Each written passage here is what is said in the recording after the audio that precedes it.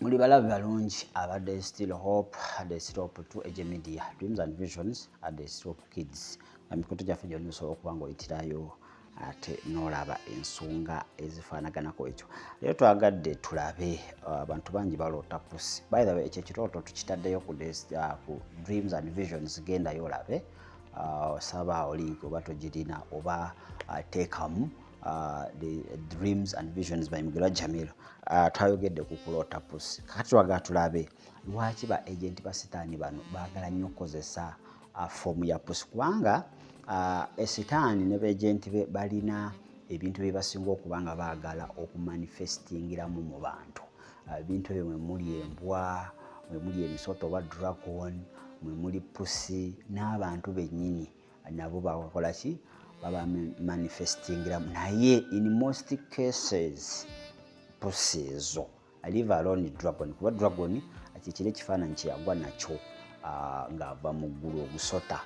Naye twogera kati ekifaananyi kyasinga okukozesa okuleka ekya dragon ye kaati, pussi. Kati twagala tulabe ensonga lwaki ba agenti bano baagala nnyo okulabikira mu pussi. Lwaki bakozesa pussi? Lwaki pussi olina ozeegendereza? Lwaki w'oloota ekirooto ky'epussi olina okuba nga oli mwegendeza, olina okuba nga kaweddemu? Kubanga ekirooto kya pussi kikiikirira witchcraft. Size wano okuvunula birooto, genda kuki agenda ku mukutu gwaffe. Waliwo abangi abambuza ebirooto ku the Still Hope, wano siddamu birooto. Genda ku Dreams and Visions by Mugera Jamil, ojja kuba nga osangayo ebirooto ebyenkaniddeawo n'ekibuuzo kyo nja kiddiramu eyo. Kakati ba agenti ba sitaani baagala nnyo foomu ya pussi.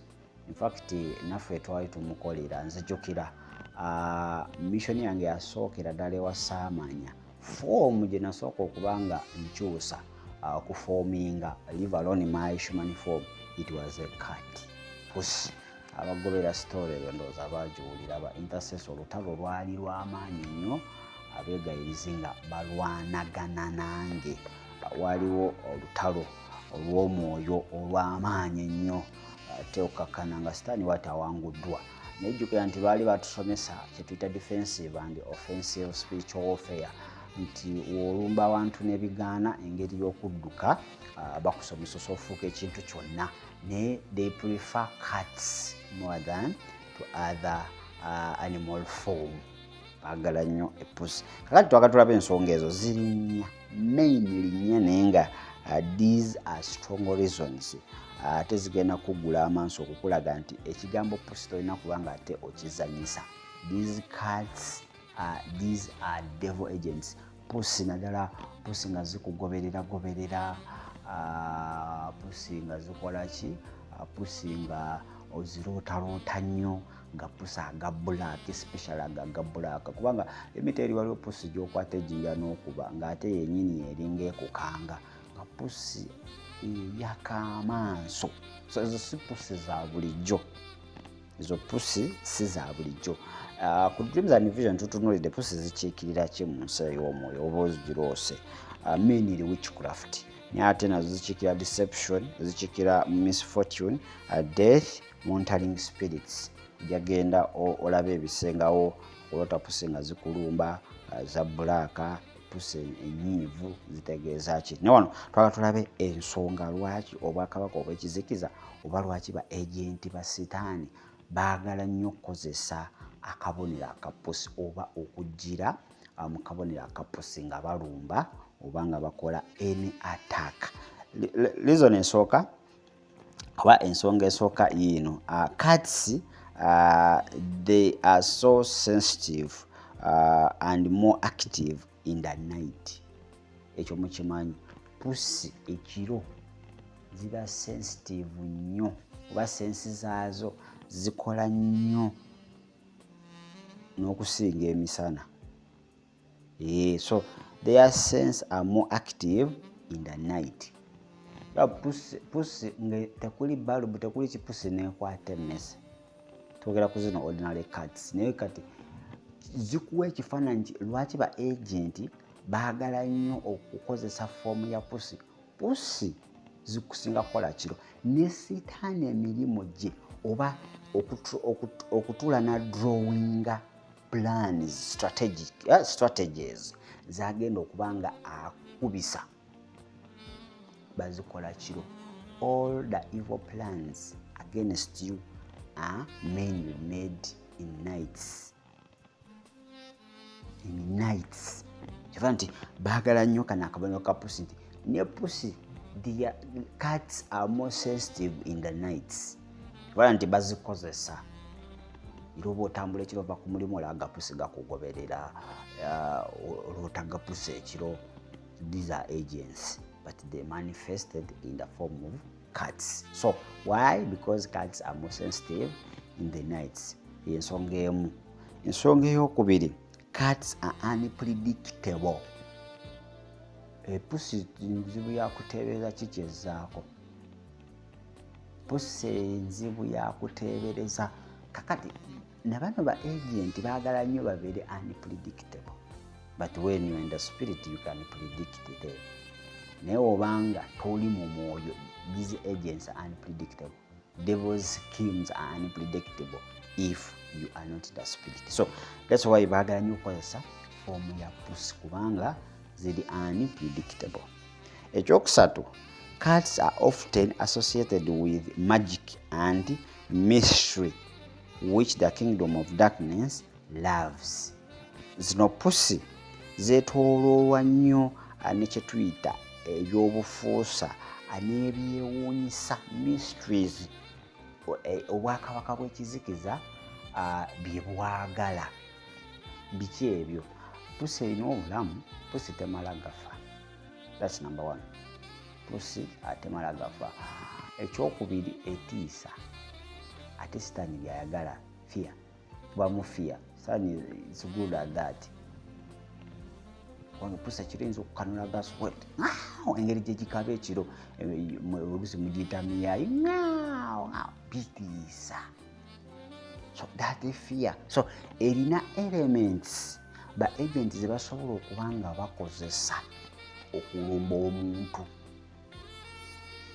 Aba agent baagala nnyo those cats. Ekisembayo, cats are also associated with darkness.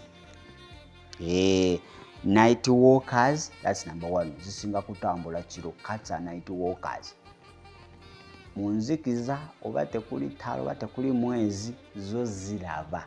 These are night walkers. Ate ne ba agent in most cases mission ezisinga baziplaninga kiro, batambula kiro, kutega mitego, kutambuza space ku makanisa n'ebintu ebirala, malwaliro, babikola nnyo ki? Babikola nnyo kiro. So these are night walkers. The rats, manya the cats, not rats. Cats are night walkers. So kibola baagala nnyo kubanga bakozesa that form. Ekyokubiri, these cats, they prefer doing most of their businesses in the night. Zo ebiseera ebisinga nga wenagambye mu gundi esooka zaagala nnyo okukola ennyo ekiro. Emisana eyinza obeera awo neyeebaka naye ekiro togirabako.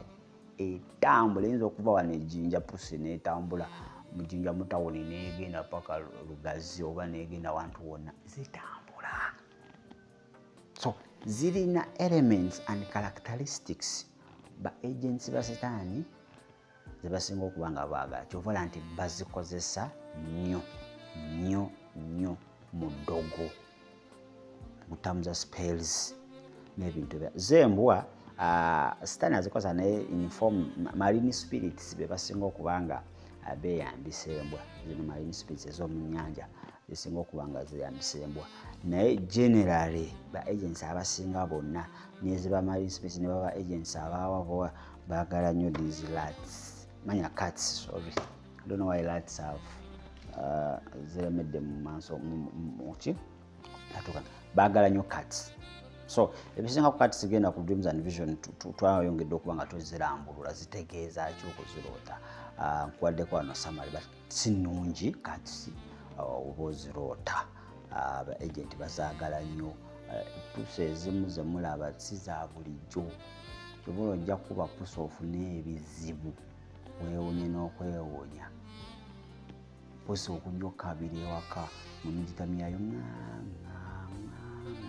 nga ago gapusa ago nakusaba nnyo ne gagenda. Those are agents.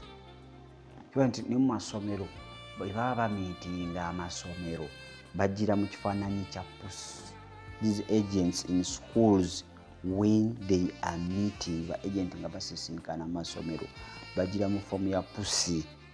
That's why in most cases amasomero agasinga ekiro kutandika saa 11:12 aga boarding ago pusi ziba nnyingi nnyo okusinga emisana, because ababa agent bannaabo ababa bazze basobola okuba nga bakola ki, babako activities ze bakola oba meetings zaabwe ziba pusi ku masomero. Masomero tosangako nnombwa, ziba pusi, emisana tezirabika naye buwungera bwe buti, pusi ziba mpitirivu ki ku masomero. So baba agent baagala nnyo okukozesa ekifaananyi ekyaki ekyepusi. Kale mugala Jamiro mbadde okubanga mutwalira ddala mu maaso, genda ku The Still Hope Kids tukuteereddeyo ensonga 3 cartoon ze zisobola okuba nga zireeta ku baana bo negatively. Bintu 3 major negative effects cartoon can cause to your children. 3. Then netukuteerayo how way forward.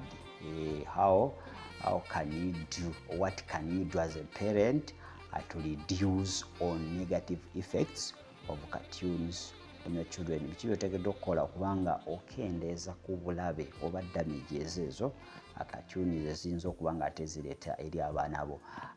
Ne bikaaki ebya cartoon abaana bo bye batateekeddwa okuba nga bakola ki, nga balaba. Byo byonna bisange ku mukutu gwaffe ogw'abaana n'abazadde, The Still Hope Kids Channel. Bagaza olunaku olulungi, mbeere bulungi ate era.